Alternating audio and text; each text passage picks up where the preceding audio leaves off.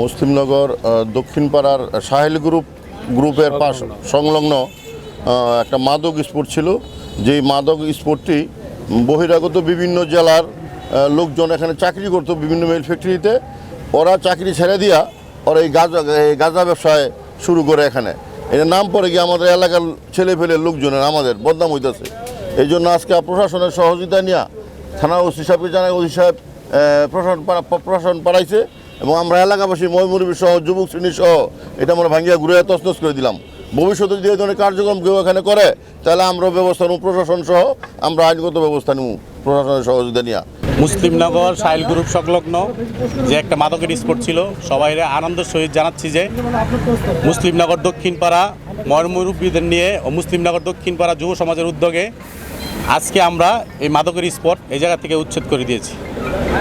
আরেকটি কথা না বললেই নয়, মাদককে না বলুন, মাদক মুক্ত সমাজ গড়ুন। আর আমাদের সার্বিকভাবে সহযোগিতা করেছে ফতুল্লা থানার অফিসার ইনচার্জ শরীফুল ভাই, তাকে ধন্যবাদ জানাই আমাদের মুসলিমনগর দক্ষিণ পাড়ার মহল্লাবাসীর পক্ষ থেকে।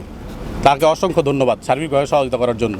দীর্ঘ অনেক বছর যাবত এটা ছিল, আমরাও চেষ্টা করছি অনেক, এটা আমরা আমাদের নিজেদের জায়গা অনেক বছর ধরে চেষ্টা করছি এটা উৎখাত করার, কিন্তু সম্ভব হয়নি। তো আজকে সবার সাহায্যে, এলাকাবাসীর সাহায্যে, পুলিশের সাহায্যে, সবার সাহায্যেই, সাংবাদিক ভাইদের সাহায্যে এটা উৎখাত করতে পারছি। আশা করি এটা এইভাবেই থাকবে। তো আমরা চেষ্টা করবো এইভাবেই রাখতে, যাতে ওরা আর বসতে না পারে।